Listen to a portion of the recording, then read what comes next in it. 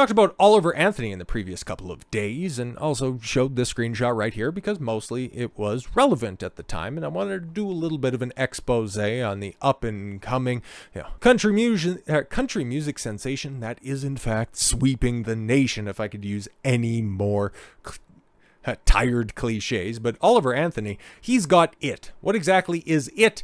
Well, not music that I necessarily, resonate with, but at the same time, man, he definitely can captivate an audience, portray his authenticity through his music, and generate a hell of a lot of attention. So good for him.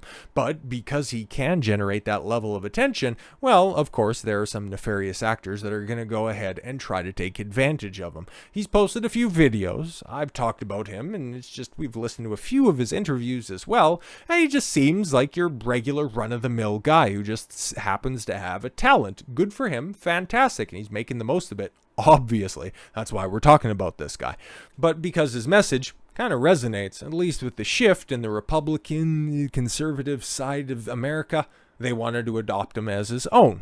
And more importantly, the media wanted to adopt him and then use him as a political pawn. If you remember the debate stage in the GOP primary that took place right at the end of August, one of the first things that was brought up was Men North of Richmond in kind of a cell phone for the establishment GOP, just him coming out and clarifying that, that song that I wrote, that was directed right at you guys. You do understand that you are those same rich men north of Richmond, looking at you squarely. This wasn't him. He made that first half of the statement. I'm just saying, take a look at Mitch McConnell, Lindsey Graham, Mitt Romney. Take a look at those establishment hacks that are there and understand they are just as culpable as the most woke sectors of the Democratic Party. I don't like any of you guys. Like he says in this tweet right here, or post, or whatever we're going with, I frankly don't care. I don't support either side politically, not the left, not the right. I'm about supporting people and restoring local communities. Exactly. The best form of governance is individual governance. That's what Oliver, I think his real name is Christopher, is actually putting forward instead of just, hey guys, I'm just going to go ahead and wag the pom-poms for my chosen political affiliation. It's like, no, have independent thought, assess the situation as you best see fit for yourself and for your family, for your community. Go to hell with all of these team sports. It's ridiculous. And shout out to the New York Post for putting this expose together. It's actually pretty decent, okay? New York Post can be a little bit hit and miss, but when they hit pretty well. Oliver Anthony is singing for all of us. Hometown salutes Men North of Richmond phenomenon. Good on him. Fantastic stuff. Farmville, Virginia. The men south of Richmond were on a high when viral phenomenon Oliver Anthony made a surprise appearance at the street festival here Saturday night. Anthony's Men North of Richmond has rocketed to the #1 on Billboard Hot 100 song charts, propelling a once unknown songwriter from South Central Virginia onto the national stage. But he's staying close to his roots. He opened up the Rock the Block festival appearance by reading a Bible verse in the crowd of about 350 locals and then said, despite what you've been reading on the internet, this song still rings true. It launched into the first hit, Ain't Got a Dollar. All right, like I said, I don't know any of his music. I haven't even really listened to the source song here. I know that, some hundreds of millions of plays at this point in time that, he's, put out into the world and it's resonating. Good on him. It's just, I don't like country music or bluegrass, and that's totally fine. I like his message, though. I like his authenticity. His life has changed since he first sang the lyric, I ain't got a dollar, but I don't need a dime. And with his estimated earnings now as high as $40,000 a day. And then also shout out to him, and another reason that even though, like I said, not a fan of his music, but I'm a fan of the individual for turning down a $10 million paycheck from Bud Light, not compromising his principles. Like him for that. When the crowd became his chorus when he sang his viral hit, Men North of Richmond, and when he invited anyone who wanted an autograph or a photo after his four-tune set on the Rock the Block Festival stage on 4th Street, squeezed between the Railroad Club and the First Baptist Church, he was mobbed, just painting a picture that this is a small town, guys. You got a church, you got a bar, and you got a local sensation. It's about as quaint as you can get. It's about as American as apple pie. Right after you fuck it. Then the crowd became his chorus. at the Farmville gig in 4 days. On Wednesday evening, he took to the stage in the North Street Press Club to perform for another 500 people, including a family from California that has escaped all the tragedy that has gone on there. But man, that scene right there wouldn't look out of place at a museum recreation. Just saying, man. You got a lawyer's office, you got a gelato spot. Okay, that looks like, yeah, the church that's right there on the corner. That looks quaint. God, small towns are fantastic. Just as he was singing, Men North of Richmond formed the opening question of the Republican presidential debate held in Milwaukee, Wisconsin. And then I guess it's kind of weird. It's kind of weird given there'll be a perfect corollary here because I also did a video recently referencing Eminem's BMI, the people who own his rights and all that stuff, sending a cease and desist letter over to Vivek. You can't sing Eminem songs anymore because it's making you popular, and Eminem really hates Trump and your party. And it's like, okay, whatever, suck it. But Fox, using an indie performer's music in order to open up their debate on national television, and he's just like, don't use me as a pawn, and they're just all appalled going, oh my god, we're giving you attention. It's like, at this point in time, he doesn't need your pittance of a platform. You're actually, because you opened up a debate, one of the biggest performances, at least in terms of eyeballs. You needed him to attract any sort of attention that you could. The Street Press Club, where Anthony, 31, he's only holy man, showed up out of the blue just 2 months ago. It's open mic MC Chaz Knapp, a local musician, told the Post. We fixed him up with a mic, his guitar, when he showed back up then, and he was so good that he wrote the whole place perked up, and I wanted him to stay, but he just left. Knapp, 52, a Marine veteran and a local musician, told the Post. Interesting, like just a humble guy with this little goofy ass steel guitar, and away he goes. He was such a humble guy. And 2 weeks ago, a song blew up. I messaged my friend at the club, and he said, see, I told you that dude could sing. On Wednesday, Anthony returned with his signature Gretsch 29 G9220 bobtail around neck resonator. Knapp had someone snap a photo of them together. Veteran guitarist TJ Peterson from Farmville said Anthony gave him the thrill of a lifetime when he met Peterson and his band on stage after Anthony's performance Wednesday night. Oh, this is just wholesome and all that shit. This is one genuine God-fearing man, and I have total respect for him. Peterson, 38. Oh, I should have ran that back. I'll do it again because I got another quote that's right there. First I was watching him sing, and then he sat down and he watched me sing, and it was glorious. It was really an emotional event. And then the guy who had people all over the country coming to see him.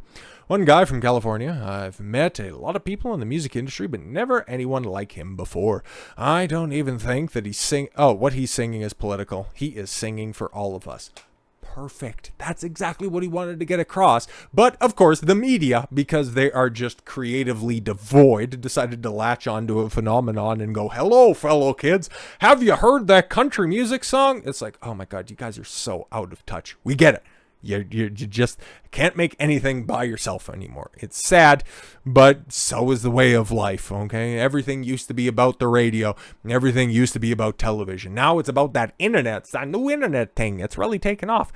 Knapp said Anthony Wednesday night show taking place during the Republican debate was not lost on the locals. Exactly. And given the good turnout by the locals, just kind of lets you know that, like outside of, it's like, kind of like Vivek. I used to like DeSantis until he became such a partisan hack. And if anything, Trump just really kind of speaks for me. Nobody was really all that concerned about politics. They just wanted to go have a good time in the middle of the week. It was ironic that he was here doing a free show for his hometown people he knows, families he didn't know who came from all over when the rich men north of Richmond were up there battling it out on a podium about things that don't even concern the average person in the room. Yeah, exactly. Like, UFOs, or the Republican establishment's never-ending love for Israel. Shout out to Nikki Haley. America needs Israel more than Israel needs America. Cha-ching! Anthony is in the on a stage name. Is the stage name of Chris Lunsford, third time's the charm, who grew up about an hour away and the only child of Connie and Steve Lunsford. According to his Facebook post, he dropped out of high school and worked in factories in Marion County, North Carolina area until 2013, when he suffered an injury on the job and moved back to Virginia. He's a big dude. Holy. Stage name was inspired by his grandfather, Anthony Oliver Ingle, who died in 2019 at the age of 86. Good genetics on his side. Holy. Ingle was himself named for his grandfather, a Confederate veteran, yeah buddy, whom he never met. And Anthony said his grandfather's upbringing in impoverished Appalachian Virginia during the Depression has inspired him. On Saturday, he posted a picture of a framed poem he had inherited from his grandfather. Cool. In the detailed biography Anthony wrote on August 17th on his Facebook page, he said that he was a salesman for 10 years, substance abuse and mental health issues, and who now lives on 90 acres that he bought in 2019 in a 27-foot camper with a tarp on the roof that he got off of Craigslist for $750. His Facebook page lists Farmville as his current location, but very few people in town seem to know him, nor does he have any family ties there. Just wants to live there. He's got the land, and he'll work on everything else later. Now he definitely has the finances, if he was partial to, setting up a nice home for himself and his cute little dog. His last known address was next door to his parents' home, 65 miles northeast of North Dinwiddie. Two sources, the local music industry, said he has a pregnant wife, Tiffany, who is due in November. That just goes to show you how scummy the music industry is. You don't want to sign her restrictive contracts. Well, screw it. We're just gonna go ahead and do digging on your life. I hate them so much. So far, his videos just show Anthony and his two dogs. Fans of Anthony are diehard, and the reaction to his song has been divided. Anthony was initially embraced as the voice of conservative rural America, with his words taken up as a rebuke of President Biden's administration and the Democrats. Well, yeah, you could read into that as much as you want, because you see a white guy on the screen and you just go, okay, well, he's not being derided and he's not being self-hating, so he's probably a conservative. That's basically what you see in today's day and age, prompting a backlash from liberals, and claims Anthony, he probably just back there fucking his dog or something like that. Jar peanut butter off stage, that fucking degenerate. There's a fake, molded, and oh yeah, of course, yeah. He's astroturfed on social media. Are you high? But that's your average rank and file liberal that's out there. On Friday, he somewhat abruptly turned somewhat on his conservative base. Not necessarily, because if you hear what he's saying, and another reason, I think we touched on this last time we talked about him, he's just being used as a pawn by the media, because what he says, as opposed to what's reported that he said, are two very different things. Anthony posts a message on YouTube taking both Republicans and Democrats to task for attempting to use Men North of Richmond to their own ends. I hate to see that song being weaponized. He said, I see the right trying to characterize me as one of their own and the left trying to discredit me. I guess in retaliation, that shit has got to stop. He later posted on Facebook that his rejection of conservative politicians didn't make him a Biden supporter, saying, are you out of your mind? Though Biden most certainly is a problem, the lyrics aren't exclusively knocking Biden. It's bigger and broader than that. Yeah, exactly. As somebody who's been dealing with the effects of the system for a long time, he has many grievances that are out there. Anthony has referenced himself being from Appalachia. Farmville is not Appalachian. Well, more or less embraces the area, if you will, and its streets are dotted with refurbished old red brick warehouses originally belonging to wealthy tobacco dealers and trendy restaurants that would not look out of place in Brooklyn. No, mostly because, well, they've always been there, and it's just kind of been accepted that they're always going to be there, as opposed to the Brooklyn gentrification and the hipsters coming in just trying to make it look cool. It is cool in these places.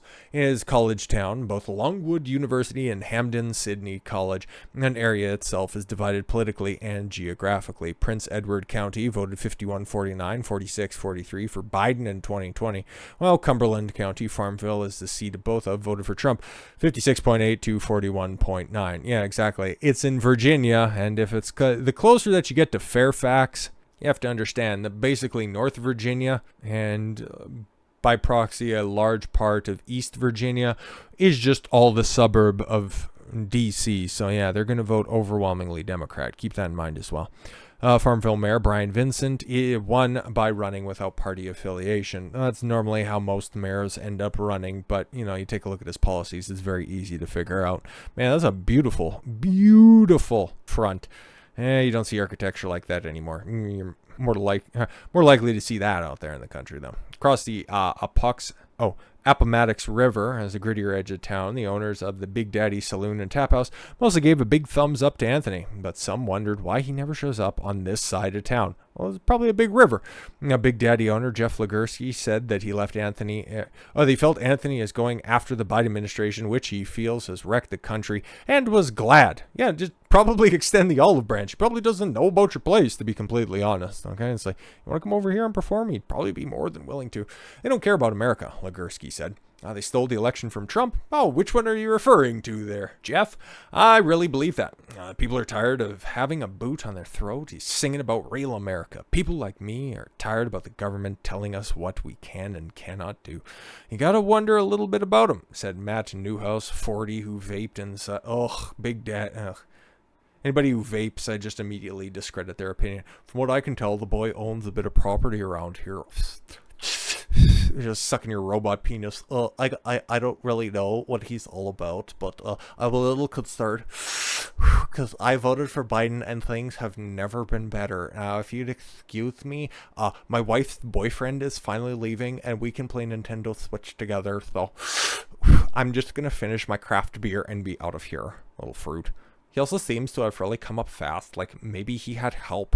It's all of that right-wing deep state stuff. Like, it's just all their astroturfing on social media. I don't understand it, but I don't know. Got nothing against the guy for sure, but he's saying a lot about what people think. Yeah, exactly. Why do you think that his message is resonating, you hipster fun guy? Newhouse echoed the same point. Online conspiracy theories alleged to be a coordinated campaign. No, man. Like I said, I don't like country music like that. Plenty of people do. And he also seems to have, guess what? Something that the left cannot understand. A genuine personality. It's really shocking. Maybe this is just a guy. Maybe this is just a guy with a talent who just wants to sing, has a couple of things to say as well. Maybe can't quite articulate them as well as those rich men north of Richmond can. He can't quite hold the same type of audience as an articulate Biden pre-dementia, pre-2 spring, sprinklers just bursting in his old dome because the dude's had aneurysms for longer than I've been alive. Maybe he can't do all of that, but he can play the piss out of a good old steel guitar. So best of luck to you, Oliver. Hopefully you have hit after hit after hit. But you just keep it a buck. Stay off of social media. Nothing's good to come out of it for you. Just let everybody else talk about you. They'll be your marketing department for you. So with all that said, thank you all very much for the gift of your time. I've been Don Consuelo. I want you to follow your gut and get after it. Take care, everyone.